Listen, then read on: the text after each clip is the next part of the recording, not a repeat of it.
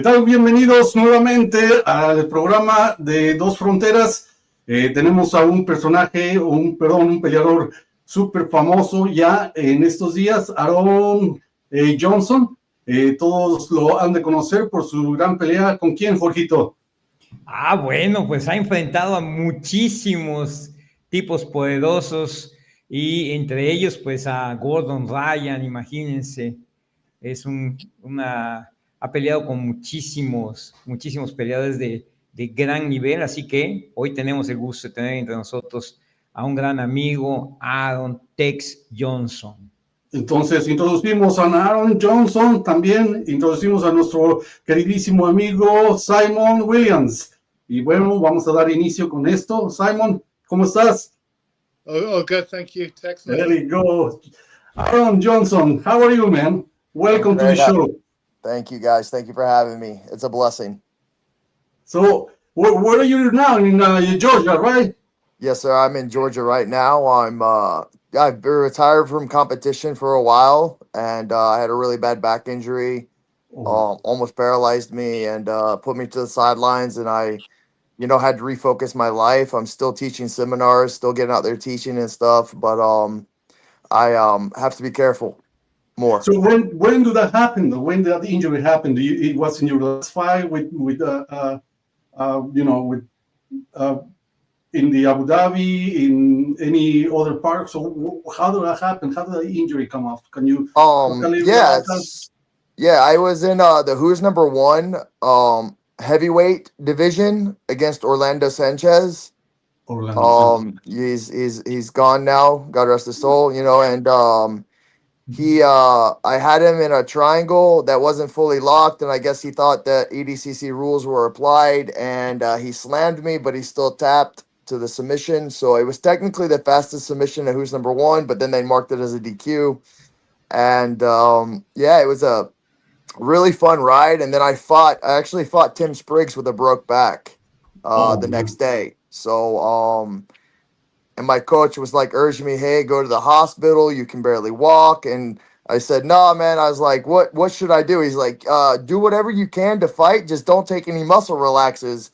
And I was like, So I start talking. I take some anti-inflammatory from Brazil. My friends had some. I was like talking to them. And she goes, no, you won't feel anything on this. So I took it and had a couple of beers. And I said, all right, let's go. Wow. That's incredible, man. So it took you 2 days until you figured out that the injury was really bad? Yeah, it's kind of like a car accident. The next day, like my legs were giving out and stuff. And I was like, there's something wrong. But, as the warrior and the fight in me, I was like, this is probably my last fight. And when it's your last fight, it doesn't, what's the worst that can happen? It's already done. And yeah. So ever since you've been just taking care of yourself and relaxing pretty much. So when do you think you're going to go back? Yeah, I'm taking care of myself. I got into insurance and annuities and finances, looking to get my securities license, and I train every now and again, but mainly focused on helping people save for their futures and, invest their money in these annuities and life insurances that, a lot of these millionaires, they put their money in these annuities or these life insurance policies where they get loans from them, and it's tax advantage. So if anybody's interested in that, you can talk to me about it. Of course, yeah. That's incredible. So go ahead, Simon. I was just saying I might have to give you a call later about that because I'm not long in the US and we don't have life insurance here. So maybe be a call later on. What state are you in? New Jersey. Oh, perfect. Yeah, let me know. I'll either be able to help you, or I can get you connected to somebody in our company and get you linked up with whatever you need. Cool. Thanks, man. Of course. So you begin training at the age of 21, and your whole career, pretty much you've been involved in the sports, right? You've been doing football, then kickboxing or Muay Thai, I guess. But most of the time, most of part of your life, you've been spending doing so many sports, and then you start, training Jiu Jitsu at age of 21, right? Yes, sir. for you. Yeah. So yeah, I started my life. My dad had multiple black belts, and you know, he got us a family deal, and everybody trained, and we all trained a black belt. And then I took a layoff, and we moved a lot. My dad was in the army, so we moved a lot and didn't know what I was gonna do. I didn't, you know, couldn't train at the same gym. They weren't really training anymore, so I started playing football in middle school, and I did that all the way until my senior year. And I wasn't big enough. I'd actually gotten my biggest up to 265 pounds at that time, and I was the strongest kid at the high school. And my coach was like, "You should wrestle," and I'm like, "I don't really care about wrestling." And he's like, "Yeah, but it'll help your football with footwork." And then my first year wrestling, I actually went to state, and I got out of high school and faced a lot of uphill battles with alcohol and fighting on the streets. And you know, this gym opened up down the road for me. It was a little over a mile away, and I didn't have a car. I you know, just saw it, and I was like, all right, well, I can walk up here for my birthday. On my 21st birthday, I walked up there, and I was like, I'm gonna buy a gym membership.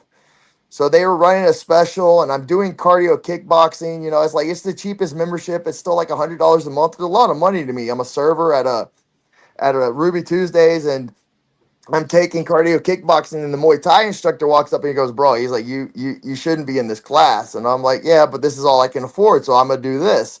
So I do like 2-3 cardio kickboxing classes a day, and then the owner goes, "We can sponsor you to do, you know, Muay Thai and Jiu Jitsu." And I'm like, "All right." So I got the gear for Muay Thai, and then like 3 weeks later, like, we got these smoker fights, and I'm like, "What's a smoker fight?" And they're like, "Well, you go and you fight a couple of people." I'm like, "Sign me up, let's go," you know?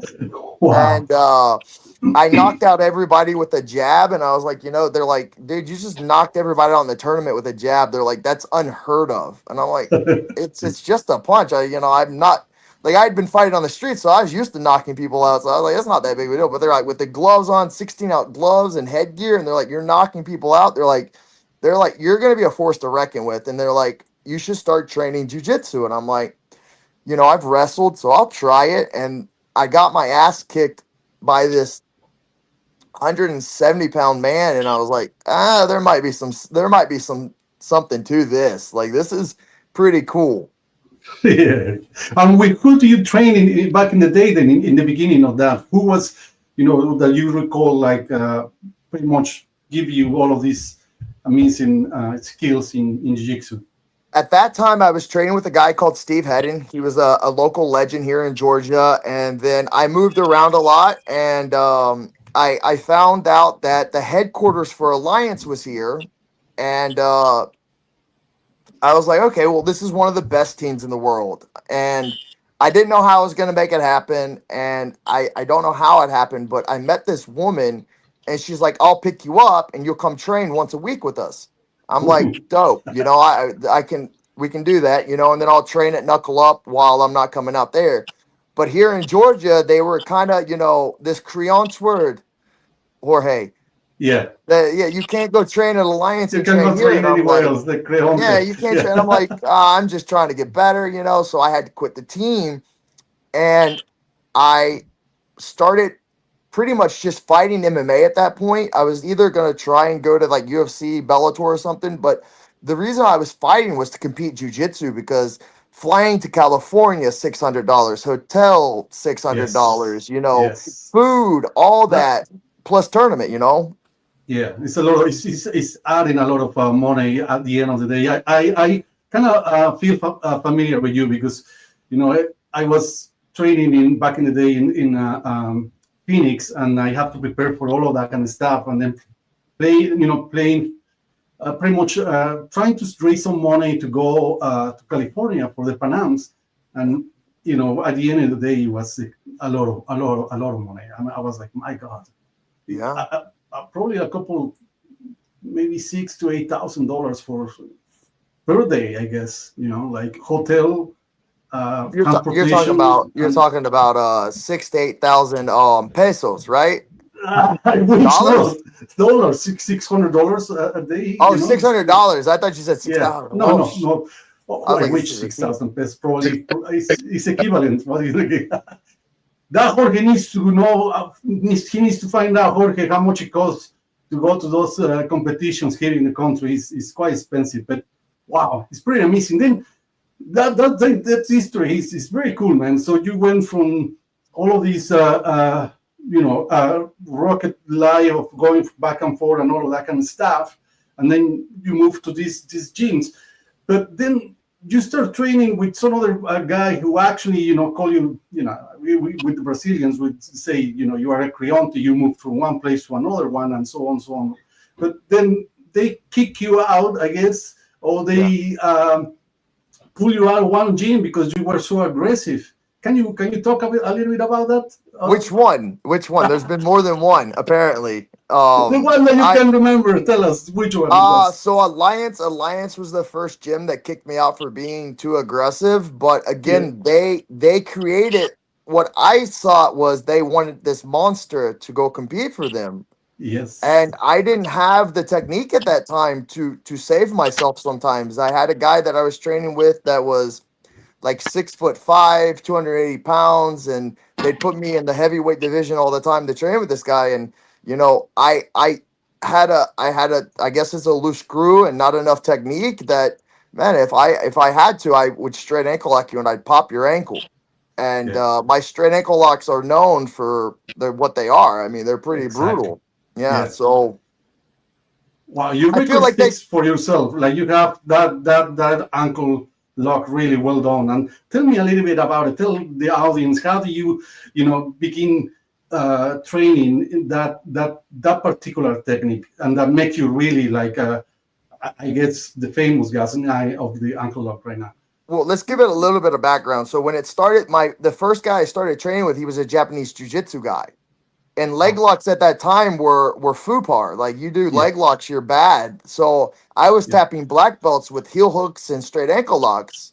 Yes. So fast forward, I go to this gym in New York City with this guy named Murillo Santana, my brother, and I'm training with him. And one day he comes in, he goes, Tex, all you can do is straight ankle locks. And I'm like, all right, well, all I can do is straight ankle locks. And he would come in on days and just, all you can do is straight ankle locks.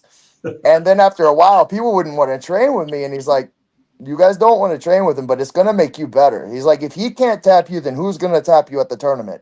Yes. And his mentality of that, and then like he would be like, Tex, just go grab some blue belts and just practice straight ankle locks. And practice makes perfect, Yeah, no, well, actually, it's one of the biggest, your biggest tool is that technique, right? And that's how you make it. So when you start applying that technique, when you were a white belt, blue belt, or purple belt, when do you think white belt? Yeah, I started doing them at white belt. And then you make it better when you reach the brown belt, I guess, because in all the competitions you win by that technique. Yes. So by brown belt, I had the strength and the tenacity, but I was good, but I hadn't fully revealed my potential at the guard retentions and the other things. And so I started training with Lucas Lepre, another gym who kicked me out for being too aggressive again. And it's like, so, I think he had like this sour taste in his mouth about I tapped him one time or I swept him one time and he didn't like it. And, he was like, you got to go somewhere else. We can't have you here. And I'm like, so at that time though, like, this is the thing. I get it. There's hobbyists in this sport and there's sport gyms and it's hard to run both. But that was the thing about Unity. It's for everybody. But if you're a competitor, like, we're not trying to hurt each other, but Murillo says if you don't tap, it's gonna happen, So yeah, that's gonna hurt. Yeah, that's gonna hurt. Yeah. Wow, pretty amazing story, man. This is kind of like they're trying to create this monster, and then when they have this monster, they think, oh my God, like, oh, we should be careful with this guy because things gonna happen in this way. But basically, it's because you were push pretty much your technique and trying to make it better, and trying to reach the goals that they were pointing you. since the beginning. I feel familiar with that sort of thinking. What do you think, Jorge? Hey, Jorgito. Sorry, Jorgito, he's sleeping a little bit. I'm going to switch a little bit to Spanish so our audience can understand. Es increíble, Jorge, que este tipo de técnicas inician desde la primera vez que entras al gym, ¿no? Y te enfrentas a una cinta blanca que te rinde 10,000 veces o alguna otra cosa. Increíble la forma en que ellos o en que él está mejorando su técnica. So, what do you think, Simon? Yeah, I was really interested, Aaron, in talking about the aggression, the competitiveness, but also thinking about the kind of speed you had, because looking at your fights, for example, like the Bellator 89 fight with Brennan Ward, that was what, a 10-second, 15-second submission? Yeah, 15 seconds. He took you down first, and then almost straight away, closed guard, straight into the arm lock from closed guard. Was that kind of speed of submission something you were always looking for? Because, so many of your fights didn't last very long. So, yeah, well, here's the thing is coming from a football and wrestling background. And this is one of the things that when I did powerlifting also in high school. So it's part of the culture of being fast and the tenaciousness of everything. And it was insane to feel that power, like people to feel that power apparently. And I didn't know, it's like the person, I don't know my own strength, Yeah. And that was funny to me when I would hear that. I'm like, wow, this is really strong. And you watch, there's a video with me and Thor, John Blank at ADCC where I get him a straight ankle lock and he's like, tap, and I'm like, but that was after, this is yeah. So, and you're right, the violence but I'm not I've been to George's gym, I've rolled with his people. At a certain point, I learned how to control that stuff and be better. But when you don't know the technique and you don't know the control, you just put it on as fast and as hard as possible and get the tap. Yeah. And I would tell people, and I would tell people at a certain point, why do I want to fight longer to make no more money? I don't make any more money, whether I do this 15 seconds or 30 minutes. Yeah. Yeah. I guess it's interesting to me that you talk about the smokers where you were known for knocking people out with a straight jab with 16-ounce gloves on. You were someone who was starting out from a striking background. Nearly all of those quick submissions you got in MMA, the famous ones, and the techniques that made you famous, they all tend to be jiu-jitsu techniques. They all tend to be quite technical locks. These super quick straight ankle locks, super quick arm lock from closed guard, the Jiu-Jitsu. These are not sort of pure strikers techniques, are they? No. Then that was the thing that why it gravitated to locks is because there's tough guys out there, but a lot of people when you twist their knee and their knee starts to go or their feet start to go, they're worried about walking for the rest of their life. Yeah. You kind of scared, if my knee is gone, then how am I going to perform tomorrow or the next day? Yeah. No, it's very tough. This is very, if we put it like that, it's really aggressive attack, but very, very, very effective in seconds. And it takes, if they don't have the timing to tap on time, then, the consequences can be really devastated. But, Simon is touching a really good point about your skills, man. You have, you fought in Bellator and you beat this guy in 50 minutes. Actually, you have the record of the fastest armbar quickly there. In that moment. Number two. I got beat. Yeah. Oh, you have the there is another one with 11 seconds, but you have the second one, the record there. That was pretty amazing. So how surprised was he came to you for the double leg and then you suddenly you catch the guy right away and catch him with the arm. So talk about a little bit about that sort of moment in that fight. Do you have the fight, Jorge? ¿Tenemos la pelea ahí, Jorge? Sí, a ver, a ver, permíteme la subo, es que estoy teniendo problemas con el internet, por No, eso no me te estoy preocupes entonces. desconectando. No te Ahorita la preocupes. subo.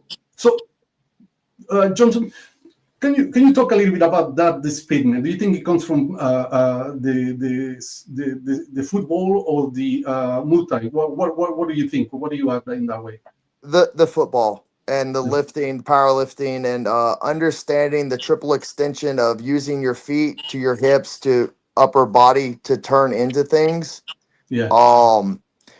And it's the funny thing you talk about that Brendan Ward fight. It was funny because somebody was like talking about it. I was like, I'm gonna kick him. He's gonna take me down. He's got to get in my guard Yeah. because he's not gonna just let me kick him because his legs are gonna go out. So I was like, I don't want to strike with this guy. I know he had pretty good striking and straight punches, and so I told my coach, I was like, I'm gonna kick him and let him take me down. And once he gets in my guard, I don't think he has any chance. And I was going for a triangle, going to force the arm through, and I turned and switched. He pulled his arm out, and I went straight to the arm lock. Cool, man. And in that moment when he tapped, you were like so happy or like so excited because things went well in that fight, and everyone were like congratulating you, and you have the second fastest submission in Bellator. So how is the when you recovered? Are you 39 now, or how old are you now? Would you say 39? Right. 39. So yeah. So are you still gonna have that spirit of fighting back, or that's it for you? Is your career is gonna be more like teaching, maybe going South America, Central America, anywhere to teach? What is next for you, man? Just seminars. Me and Jorge have talked about me coming down there. I've talked to some other gyms in other states. I just went to Chicago and taught a seminar in Chicago. I taught the straight ankle lock, and Dan was like, he's like, I've never felt a straight ankle lock like that before. And it's funny because, like I said, I was doing these before Gordon made him famous. And it's funny because I didn't know who Gordon was when I fought him, and I beat him. Like, I didn't even know who he was. Like, and everybody's like, you just beat Gordon Ryan. I'm like, and I was like, so? And they're like, yeah, but he's like the next big thing. And I'm like, well, all right, well, we'll see what happens. And now he doesn't even compete in the gi anymore since that. So yeah, you fought him also with no gi, I guess, right? yeah, I fought him. I think 3 times. He beat me all 3 times in no gi after that. So he holds the record between us. So I in one of those fights, actually, too, you were trying to set the ankle lock, but it didn't go well. I think he was already reading you, and then kind of like it was like a fight, but in between the ankle and the leg and the shoulder, he reached your shoulder there, and he stopped the ankle right there. He and put it on the floor, and then he catch it back, and he stopped the ankle. If you can see in that video, there's tape on my leg. I pulled my hamstring. No excuse. Like, I pulled my hamstring that week. I was pretty injured, and I was going through a rough time. I was going through a divorce, but I didn't yank on it. If you watch, I didn't really go to yank on it because I was worried about him taking my back. Yeah. So Murillo said, Tex, whatever you do when you fight him, he's like, just don't let him take your back. He's like, you're good at escaping the mount. I escaped 2 of his headed arm chokes that were sunk in pretty good. But he has a good that underhook, and then protecting his hip line from me getting my foot on. And then right there, I gotta watch my back. Shoulder. Yep. Yeah, he kind of stopped you with that, with the shoulder reaching back there. This is why I don't like the ankle lock on the bottom side. Mm-hmm. Because it makes it easier for the guy to come on top and control that space on top, and then they can collapse your hips. So it makes it harder for me to actually control, where I should have retracted my legs and gone back to a guard, but I didn't want him to take my back. I should have regarded and live and learn. Watching it now, So it seems also you have the tape in that leg. That leg, actually, you tried to lift him a little bit. Do you think it was because he didn't have the power enough to lift him and execute the technique correctly? Or no, he's got the proper technique, and it's like I tell people sometimes, it's not that you did anything wrong. He didn't do anything wrong either. And it's a fight. It's like translation through, like we were speaking the same language until he started speaking a different language. Yes. And I couldn't keep up. Yeah. So for you, in your mind, what do you think it was the toughest way to, or to control him? Do you find any way that it was difficult, or how was the, your mentality in that? Because we always talk about position before submission in most of the time, and in this case, you have that position in some point, but then it breaks a little bit because of course, maybe you have some issues with the leg there, but can you talk about how difficult it is to fight him? It's very difficult. See how he fights my outside leg? He doesn't let my leg get up high enough on his, so I can't control his hip line. Yeah. If you notice the outside foot that I like to use, I like to be able to use that foot to turn him to the outside, but he was turning to the inside, which was very smart. Very smart. Very, very, look how long he is with his legs too. It's very hard to off balance and offset that. Yeah, that's another thing too. When you grab the ankle there, you cannot release it, because you could also switch a little bit to hold him from the back if you could, but his weight was down a little bit. It was turning around, so you can you release that leg, you couldn't catch it in the back, but it's very complex. And I didn't go underneath. And I'm seeing that now, that I could have maybe gone underneath, but the last time I tried that on him, it didn't work. He ran away. So I didn't want to go underneath to like a inside Berimbolo from the inside De La Riva position. Yeah. And I was playing too much inside De La Riva. I should have tried to play more shin on shin entry instead of the inside De La Riva, which inside De La Riva is like another version of a half guard with a hook to me. Yeah, I know we call it inside De La Riva, but it's pretty much half guard with a hook in the knee line. So it's pretty much half a guard. Yeah. So that's incredible. Do you prepare before the fight? Do you have someone with the same skills, or do you study him before you went to this fight? Or can you talk a little bit about that preparation? Or maybe you didn't have, you just like do the same thing that you did every single time, train with your partners and everything, or do you watch videos, or what was in your mind? Tell me about it. So leading up to fights, I train with my team as much as possible regarding whatever injuries I have. But when I go to fight, it's Taylor Swift, caffeine, and anger. I find the pain of all the people who hurt me on the inside, and I try and put it on them. So this is what the man who beat Gordon Ryan says is Taylor Swift. Taylor Swift. That's very good. Don't forget the caffeine. Copious amounts of caffeine. That's very cool, man. I mean, let me ask you one more thing. Like, when you fight with this anger, sometimes the anger can be a double game, because you focus too much in fighting really hard and straightforward for work. Sometimes the guy is even much better than you, but you just let it go and continue and scrambling technique after technique and all of that kind of stuff. But you get so angry that sometimes your vision is off, right? Mm-hmm. Does that ever happens to you, or the anger just comes from whatever situation or you have in your life? So what is the answer for that? So anger can be blinding. So one of the things I give up when I get angry sometimes, because I don't want to hurt people. It's not in my nature to want to actually hurt people. So when I get angry, I know I want to hurt. I know that we've gone like, we had the tack-it match where he was kicking me and I swatted him because I can't stop it. Like we've already decided that we're gonna start like the. Oh, we lost him. What happened? Internet connection. Hello, Jorgito, estamos perdiendo aquí la señal. ¿Qué está pasando? Sí, Jorgito, 1, 2, 3, se nos fue la señal, se le fue la luz.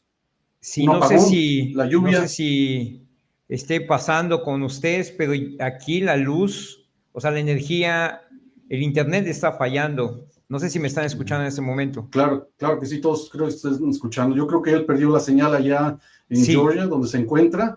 Pero qué bueno que está hablando, hablamos sobre la técnica de cómo controlar esa, el enojo, ¿no? La energía Exacto. negativa, porque normalmente la idea en las artes marciales es controlar precisamente ese enojo que uno tiene cuando está luchando, y el Jiu Jitsu lo permite mucho, ¿no? Porque la realidad es que si tú llegas a una técnica ya alta, la idea es que tienes que controlar antes de aplicar otra técnica, ¿no? Esa es la idea en las artes marciales. ¿Te están llamando? Sí, es Tex. Es Tex. ¿Qué pasó? No vamos a tener nada. So, Simon, what do you think, Simon?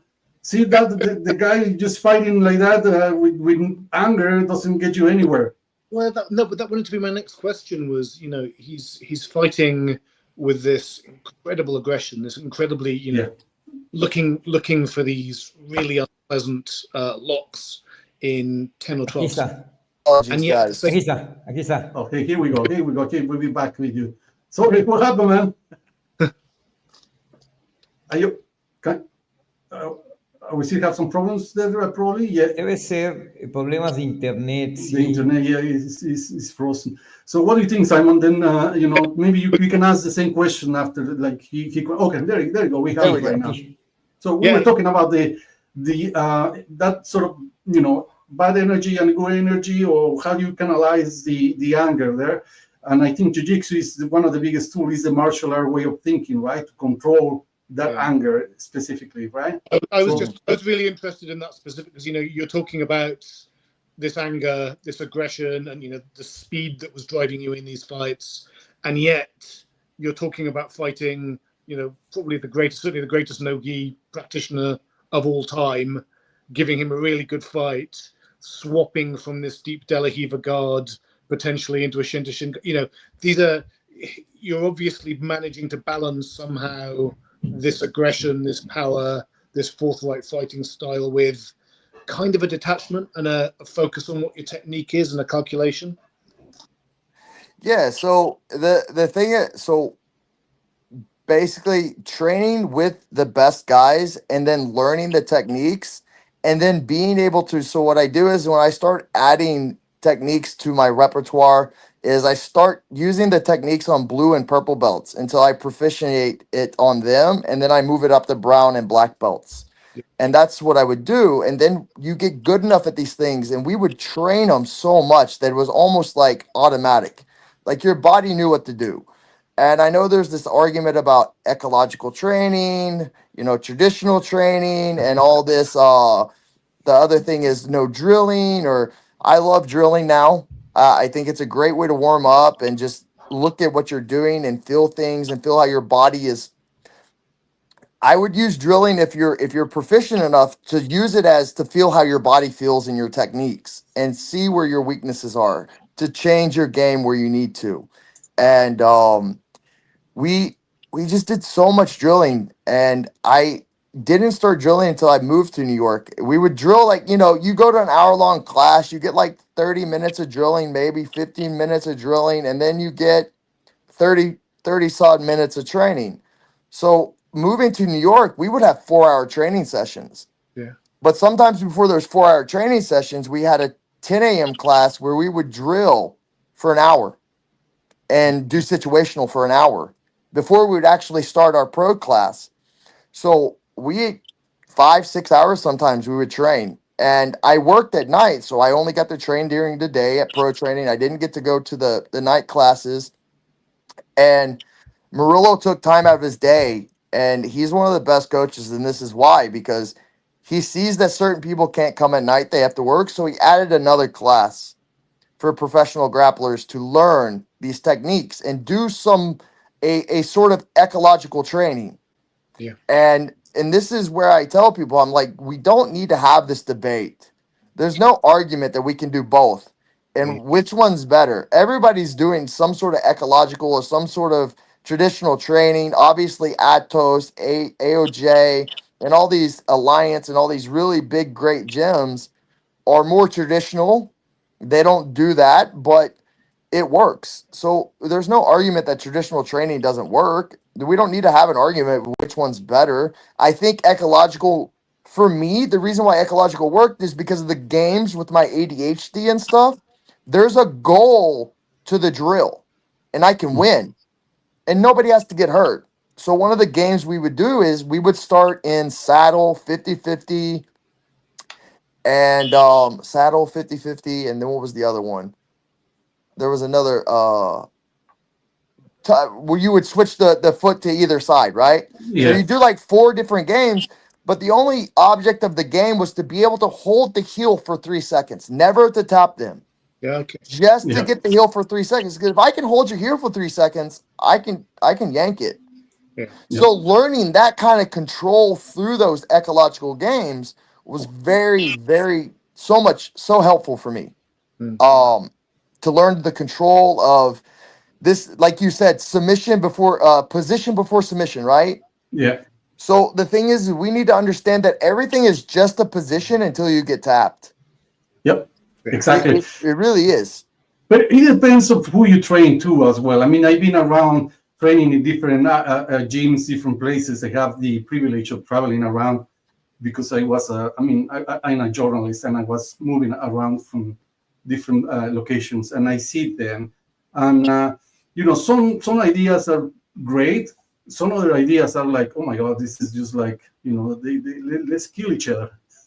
And at the end of the day, your knee was like, as you say, I couldn't even walk. So if I want to go to a tournament, I have already probably 40% of my knee that when it takes, when I go to compete, then that 40% is gone because, it's already been damaged by those, practices, I guess. So I don't know. It depends, as you say, of how much, how much the trainers help you out to taking care of you, of the fighter, and then really getting to the fight 100%. It depends on the ideas, I guess, of different people out there. You would put it in that way. I feel like training the mind is the most important part, because even now when I try and train, I try, because I have to scale my training from what it used to be.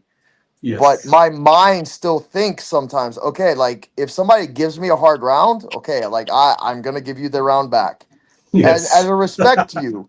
Yeah. And it makes my body hurt more now. Like I have like issues now with, like, my legs will give out on me afterwards, or they won't function as well, my legs. And so it's one of those things where it's like you have to be able to being able to train your mind to be able to run like a marathon. That's all your mind, because your mind's always going to give out before your body. We know this. This is not a new psychology to think about. And that's where I tell people, it's like tournaments are long, right? So how long can your mind be set on one thing? Yeah. Like an hour, 2 hours, 3 hours, 4 hours? Well, you have to train up to be able to do a tournament and win, and now you at black belt, you have 2-day tournaments if you make it to the semifinals or the quarterfinals. So you have a 2-day tournament. So it's a long weekend of you just focusing on this one thing. Yeah. Yeah. No, cutting weight and eating and sleeping, all of that kind of things play part of that. Go ahead, Simon. You mentioned ADHD. Was that particularly an issue for you in terms of focusing? You talked about training maybe for 5 or 6 hours in one day. Was that kind of length of focus? Because your technique was obviously amazing. Was focusing on that kind of thing over time more difficult for you? Were there strategies you were able to bring to that to make that easier for you? Like I said, the ecological training with the games, that helped.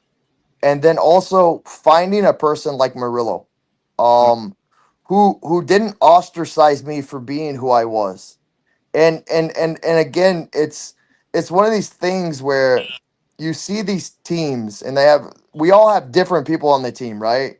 Like we all have friends and family and different teammates, and everybody's like, yeah, but that's my crazy person that's on our team, you know? And like they can talk to me like, oh, Tex, don't do that. Okay. All right. I won't do that. You know, like I trust you, you trust me. We have to be able to trust each other. You know, it's a big deal being able to trust each other in these scenarios in training. Yeah, no, that's totally different. And you know, so what is your opinion now about the UFC, BJJ, and you know, a lot of those new generations? They're great fighters. They sort of have like you know, again, different opinions about that ecological jiu-jitsu and whatever is involved in the new generation of thinking. You know, in these fighters. So, but I want to ask you, what do you think about the UFC, BJJ, and you know, you probably maybe do you think you can experience that sort of a tournament as well, or no? So I wouldn't do UFC because they do the exclusive contracts and the way that they structure the deals for exclusive contracts and exclusive sponsors. And I get it that they're doing a marketing, they're doing a big marketing like movement for these guys, which is great because they're all great and they are. But how many fights are they going to be able to put on a year for these guys to make how much money a fight? How much are they going to pay these guys a fight? Because we have starving guys in the UFC that are in the top 10, top 5. They only have one weight class figured out right now, right? Yes, that's correct. So everybody else is, you know, why would I join the UFC? What is the benefit of fighting for peanuts right now? When you guys you put, what is it, 6-7 figures into the game? They put 7 figures. Dude, I don't think people understand like production cost a lot of money. Yeah. So they probably put millions of dollars in production, and then they're like, oh, we can feed these guys scraps and we'll have this show and it'll build popularity. But I just don't know how you can make a living on fighting for the UFC. So what would you do? What would you do better than the UFC? I mean, we know, you know, some of the practice of the UFC. They maybe try to get the entire pie, because they saw events like you with Gordon that they were huge, and you know, all of these other tournaments that we don't want to name them, but you know, they were already there making money for you guys, and you know, but now the UFC has to get involved into this kind of stuff. So what would you do better than them then, if we will have the chance to do something? I don't think there's anything better you can do. How are these tournaments making money to pay the fighters? Sponsorships and stuff like that, right?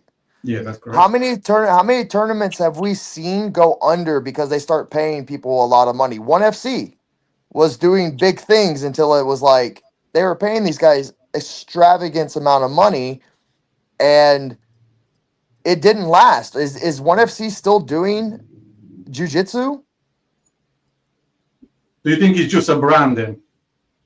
It is just a brand. They're not doing anything wrong, but it's just like, how are they going to afford to feed these fighters? And how are they going to get them fights? Are they going to have an event every weekend like the UFC, and then like make weight classes and just where's the pool of people you're going to pull from?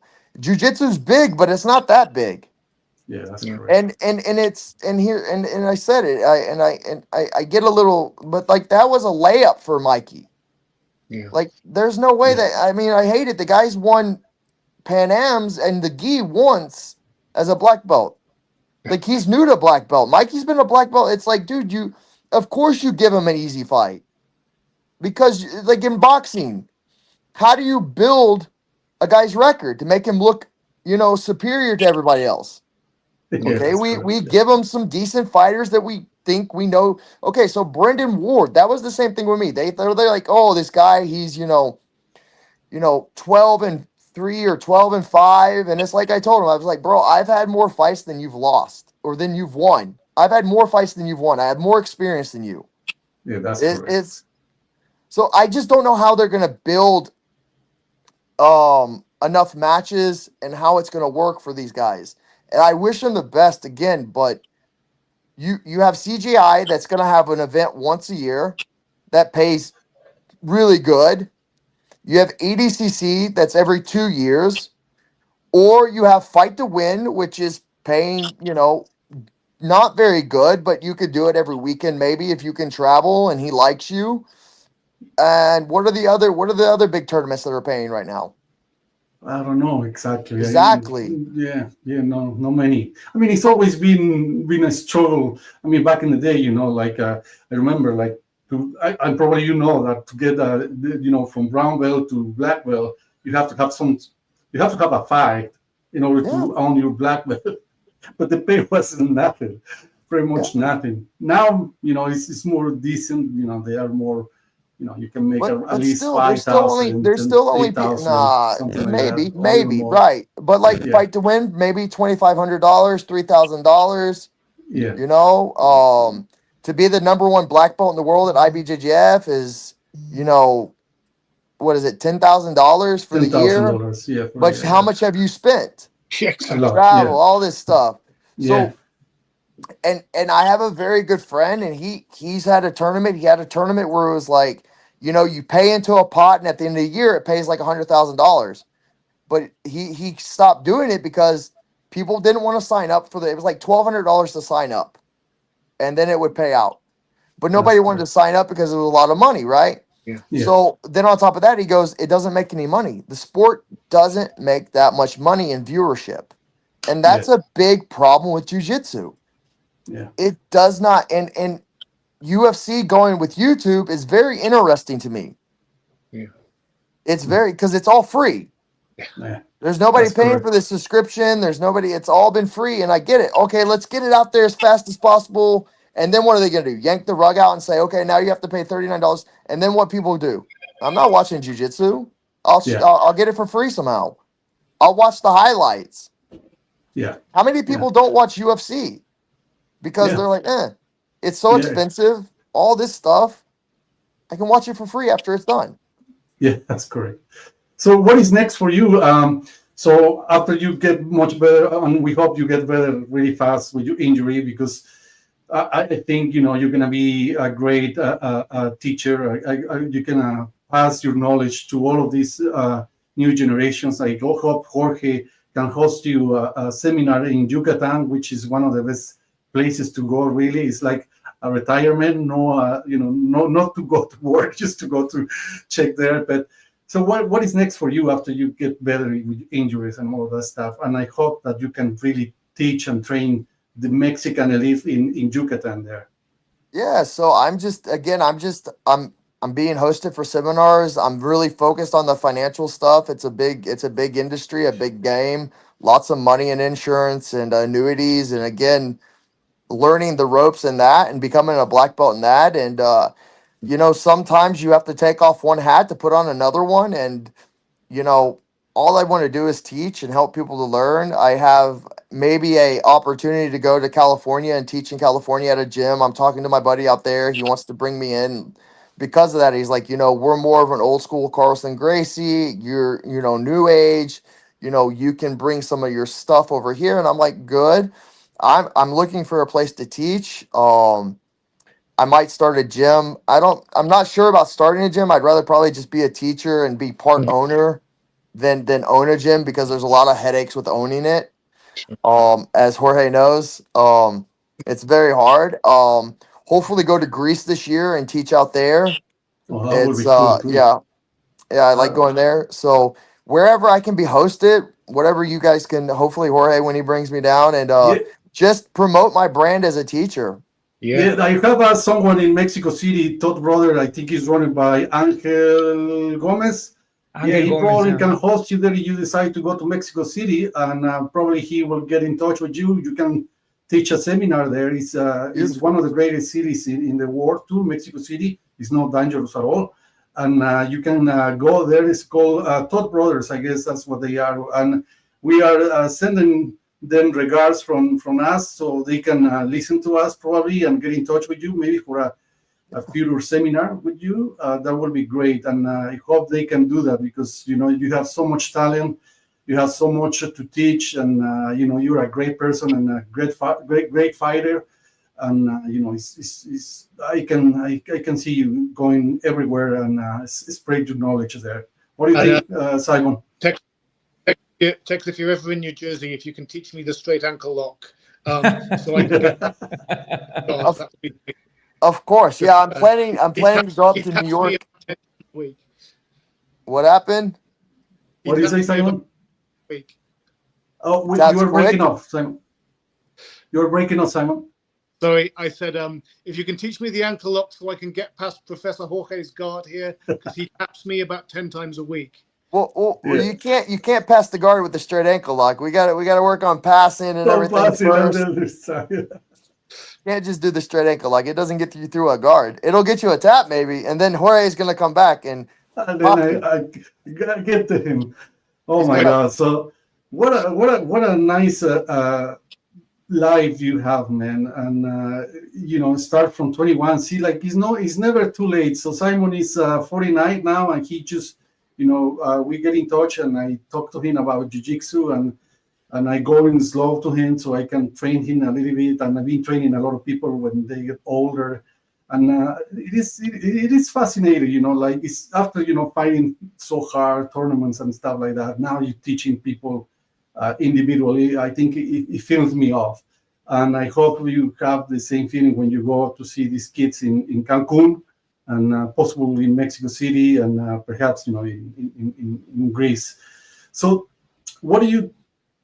Can you tell what would be your philosophy? You encounter these new students in these places, perhaps in Central America too as well. What will you teach them? What will be the message that you have for them when you hopefully get to see them somewhere? So, Tex, what would you tell them as a teacher? Well, as a teacher, as a student, is not to get frustrated with yourself. Not to let yourself get down on yourself. It's really easy to do that and be like, oh, I'm never going to get good at this. It's really hard to get good at this. And then also for the competitors, what are you willing to sacrifice for this? Because if you're not willing to sacrifice anything for nothing, you're not going to make it. It's getting better. There's kids now like the Tackets, they had their family call Abbott. There's few families out there that support jiu-jitsu athletes. And it's coming more relative with now the UFC. I'm sure parents are going to be like, oh, I want my kid in the UFC. I want him to do this. And it's like, but what if they don't make it? Exactly. Like this is like every other professional sport. 1% of the world ever gets there. NFL, NBA, MLB, all these professionals, you got 1% of a chance. I feel like jiu-jitsu is a little bit easier than other sports. And until have you guys seen PGF? Yeah. Yeah. So they have the teams going now where you have, and they're going to be a professional league, and that's the tournament. PGF, Brandon, he has the right formula, and I think he rivals UFC because he's going to have the leagues going. He's got big money. He's going to get the production going. He's going to get them, PR and all that. They got their sponsorship deals, however they want, and that's the league I'm interested in right now is PGF. PGF, guys. You guys got it? PGF, Simon. Yeah. Jorge, PGF. Algo que quieras decir, Jorge, en español o en inglés. Estás muy callado ahí en esa esquina. Sí, hombre, es que he estado es que les escucho así como switch a little bit into Spanish for the audience. Sí. Okay, go ahead, Jorge. Síguele. ¿Qué me decía? No, nada. Lo que sucede que les comento que les escucho muy cortado. Algo está fallando en el internet. Oh, no, acá lo estoy escuchando muy bien, estamos escuchándolos muy bien. Pues él está hablando de cómo puede ir con ustedes allá a Yucatán y enseñarles las técnicas apropiadas, cómo llevarlos, si quieren ser profesionales, qué es lo que puede él aportar a tus estudiantes y sobre todo cómo encaminarlos a tener un buen desarrollo en el deporte, ¿no? Es un gran ejemplo para todos y creo que, ayudaría a muchísima gente a entender realmente esta disciplina, que ya es un poquito difícil, ¿no? Dime, Jorge. Te escucho. Nos está saludando el profe Ica Medina, quien realmente yo considero el introductor de Jiu Jitsu a México, primer cinturón negro de origen mexicano, y nos dice que se oye muy bien. El problema perfecto. es que yo tengo cortado los mensajes. No sé si me están, por ejemplo, ahorita acaban de desaparecer ustedes y regresan. No. Entonces me está fallando un poquito el internet, pero sí. ¿Estamos Tiene bien? mucha razón. Aquí Sí. nos saluda. Perfecto. Ica Medina is one of the first black belts from the Machado. He's a Mexican, actually. He's originally from Yucatan, emigrated to Los Angeles, Jorge. He's still living in Los Angeles or San Jose. Sí, a ver si me escuchan. Desde los 14 años en Hermosa Beach, California, he begins en Los Ángeles. Hermosa Beach. The age of 14, he began training, and he was one of the first black belts, Mexican, but outside of Mexico. He was already moving out, but all of the talents in Mexico City, we have so many that I don't even remember them exactly. But one day I will.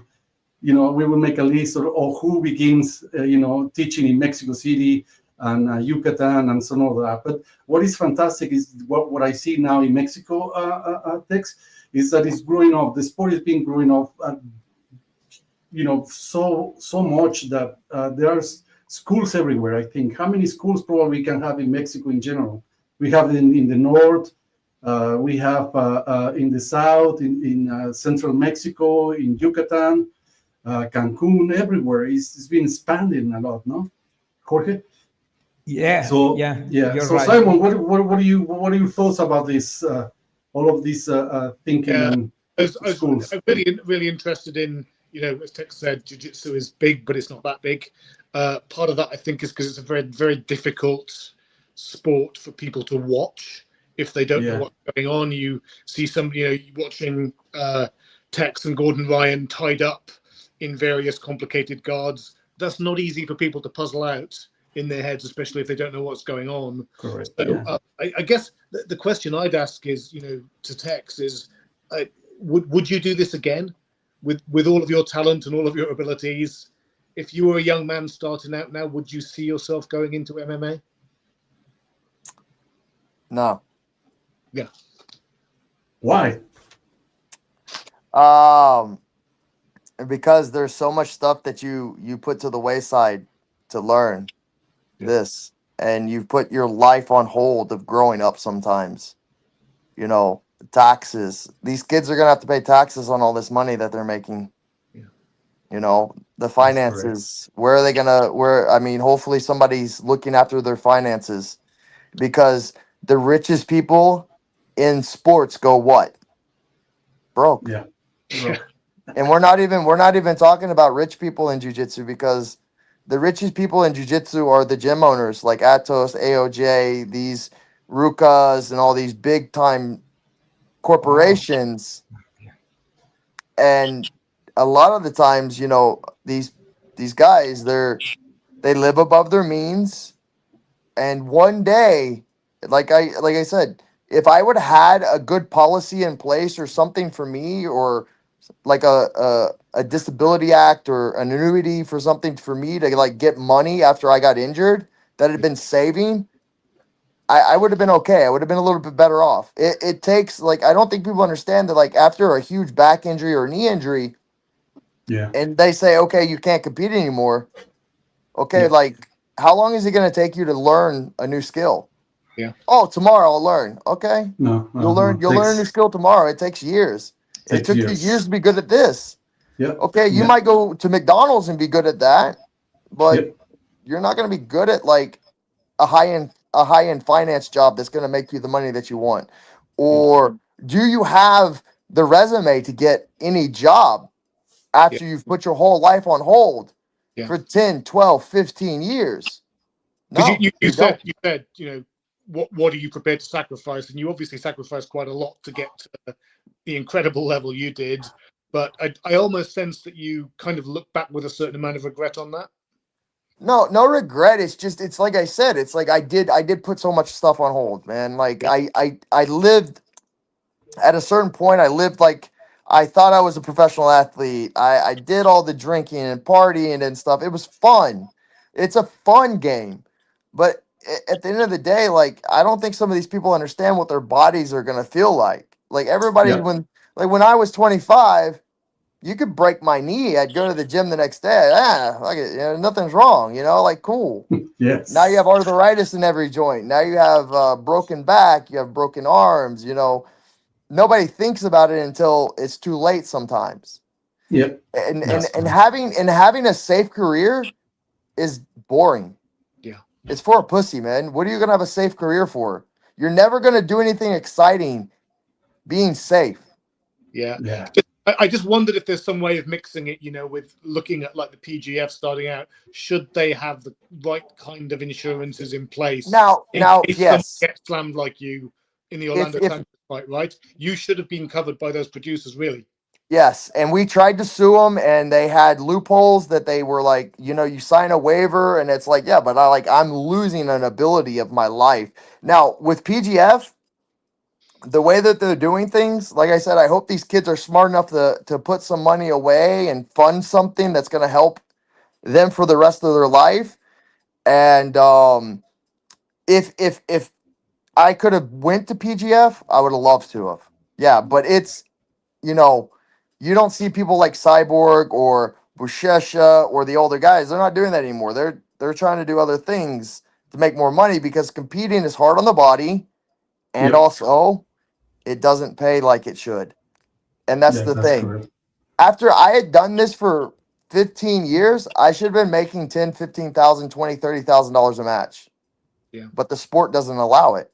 There's no viewership enough to make it. And I wish the sport, there's nothing against the sport, but I think people think I'm talking about the sport, but it's just take yourself as a businessman, Sam. Yeah. And it cost you $20,000, $30,000 to run an event, and then you have to pay $5,000, $6,000 a person, and then production. Okay, and then how many times can you do that and you get no money back before you go, hey, as a businessman, I can't. I'm a businessman. I can't starve. I can't go broke funding a sport. That's amazing. So pretty much. So do you think the idea just basically when anyone who joins jiu-jitsu should be going slow and sort of like taking their time to figure it out, what exactly they want to, where exactly they want to be. It will be the best option for them in any part of the business here. Do you think it's much better than just rushing out like, okay, you are good, you gotta compete, like basically what they did to you? They pushed you in a sense of like, come on, you are really good, so you defeat 2-3 people. Do you think they rush you too much, or do you think for your experience it will be much better, you will take time to figure it out, all of this in terms of money, financial and so on? But that's the thing. You don't know how much time you have in a sport like this. The same thing with MMA. People get injured in MMA. They get a bad brain injury, anything, you don't know how long you have. And I think like you said, yeah, take your time. But I think the thing is people need to look at the statistical odds of where they're at and where they should be. Yeah. And gyms can, I think the gyms that want to have a successful competitive team, that's why Murillo has a successful competitive team, is because he sacrifices so much for his students. And every instructor understands that whether you're a hobbyist or they sacrifice for their students, and their students don't understand that always. Yeah. Jorge bringing me down there to teach, and that's a sacrifice for him. I understand that. That's why it's a blessing, and I love him so much. To even be able to do that, $2,000 in Mexico, Jesus Christ, man! Like I get it, Jesus. Like, like that might, I don't know how much that is in a year for him. His school and everything. And it's one of those things that I think you have to be able to find the gyms. There's so many professional gyms out there that are turning out top level athletes. You're gonna have Kingsway, but a lot of these gyms are doing what? Okay, you can train here, but we're only gonna have a heavyweight, a light heavyweight, so forth and so on, that are really our top A and B guys. If one guy gets injured, okay, we put the B team guy in or the C team guy. But every team, even B team, has what? They have Nicky Rod. They might have some guys that help him train. They're his size. But how many of those guys are getting big level fights? Yeah. Are they helping him get big level fights? It's not their business to. Maybe it should be. Maybe you guys should manage your fighters better. That's correct. What's the money in managing fighters in jiu-jitsu? 10% of $1,000? Yeah. 20% of it's nothing. Yeah. So it makes no sense. Yeah. Jiu-jitsu as a business makes no sense because it is a poor man's sport. It comes from Brazil. It was meant to be a martial art and to be beautiful and to be taught. Now that it's becoming a sport, you have to compete with something as simple as football, which is very hard to do, but it's still very simple. Man runs fast with ball. Man hits that guy really hard. Something big happens every play. Bro, the amount of shocking things that happen just on the offensive line when they hit each other, that's exciting. Yeah. I mean, I don't care who you are. You see those slow motions of those guys hitting each other? These are fucking monsters. You get these running backs, Deion Sanders, Marshawn Lynch. Yeah. They have character. They have all this stuff. And what do? They hurt people. They run through them. Yeah, no, that's correct. No, they have and it's pretty simple to understand.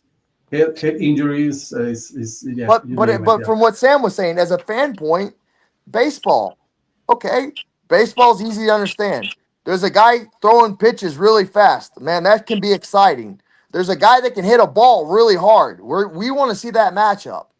Okay, what matchups do you guys want to see in jiu-jitsu at this point? You want to see Victor Hugo against Nicky Rod again? Okay. What are they going to keep switching back and forth? But that's correct. What are the matchups that we want to see? Yeah, no, that's correct. So I think we are in pretty much at the end of this show for everyone. I think we just have to maybe read a little bit of do we have any other message from the people there, Jorge, who is trying to get in touch with us, sending us any questions or anything? Alguien que nos esté mandando algunas preguntas de saludos. Foro, algunos saludos, algunas preguntas que tengan ahí. Pues momento ya casi de despedirnos. Le agradecemos a Tex Jhonson, este peleador que enfrentó a Gordon en una pelea increíble y que tiene el récord de 15 minutos en Bellator por su llave de brazo, la segunda más rápida en una pelea. Y bueno, está platicando de su vida, de su experiencia en general en las artes marciales, en el Jiu Jitsu y también como atleta. Entonces, si tienen algunas otras preguntas para nosotros, para él, antes de despedirnos, ¿qué opinas, Jorge? Estamos ya en unos minutos de terminar. ¿Hay alguna pregunta ahí? No tenemos a nadie. Básicamente saludos a don Fernando Salgado hasta Quintana Roo, allí al profesor Marco Antonio López a Oaxaca, que nos sintoniza, está pendiente de todas las transmisiones. Espero que me estén escuchando porque los dejé de ver un momentito allá. Okay. Perfecto. Si me escuchan. A ver, también al maestro Ricardo Medina. Ahorita les voy a decir quiénes otros están por acá. Pero si tienen alguna pregunta que quisieran hacerle a Tex Jhonson en estos momentos, que nos la puedan enviar o que te la puedan hacer y podemos hacer la traducción directo. Claro. Cualquier cosa que puedan, queremos alguna interacción con ellos o esperamos. Simon, we are a few moments to end the show. Do you have any thoughts about this nice talk with Tex Jhonson? He is one of the greatest fighters. Thank you for your time and very, very good luck with the future. And as I say, we hope to see you in New Jersey sometime. Yeah, of course. Sam, follow me. Guys, follow me on Instagram at Tex_BJJ. Sam, hit me up on there, and we'll get something going for you, sir. Perfect. Jorge, ¿decimos adiós o esperamos alguna pregunta? Sí, Nada. Pues nada, le agradecemos a todos su presencia. Muchísimas gracias por estar con nosotros. Síganos apoyando. Necesitamos su apoyo para que este programa pueda continuar. Jorge ahí va a tener las indicaciones de cómo mandarnos la ayuda para que podamos tener a gente como Tex Jhonson que pueda platicar sobre su vida, sobre el deporte en México, en los Estados Unidos, y más aún cómo puede transmitirles la ayuda para que ustedes puedan mejorar sus técnicas. Dime, Jorge. Disculpa que te interrumpa, Jorge. El profesor Ica Medina, el maestro Ica Medina, dice que en qué ciudad está Tex. Oh, so Ica Medina, the Mexican black belt, is asking, with what city are you now, Tex? Atlanta. Atlanta. So, muy cerca. Ok, Atlanta, Jorge. Fabuloso, sí. Ahí está una pregunta que nos hizo el maestro Ica Medina, que también nos esperamos ver pronto por acá. Les informo que estoy pensando traer a Tex Jhonson a Cancún para Mérida, para un evento en septiembre. Ahorita les digo las fechas, 12, 13 y 14 de septiembre, así que las podemos publicar. So in September, Tex Jhonson is going to be in Yucatan. Please, everyone who is excited about meeting him and learning the best leg lock, the best techniques, you know. We showed the straight ankle lock last time. I don't know. We got to show something new, so we'll figure it out. Exactly, we got to show something new to everyone there. So everyone, please, if you wanna have this experience, please contact Jorge. He's gonna talk about how this seminar is gonna run, and Tex Jhonson is gonna be with you guys, teaching you the best techniques ever. So thank you so much for having us, Jorgito. Muchísimas. Thanks so much, Tex, for coming to the program. Thank you so much for staying with us and sharing part of your life and your experience in the dojo. We really appreciate it, and we hope to see you soon. If you ever come back with those injuries, we would like to see you fighting. It's so exciting to see you in the match, you know, rolling with so many guys up there. So we hope we wish you the best for you, man. Appreciate it. Thank you so much. Sir. Yep. Ok, listos, vámonos. Creo que ya despediste, ¿verdad, Jorge? Porque Sí, no le vámonos. escuché muy bien. Aquí, vámonos.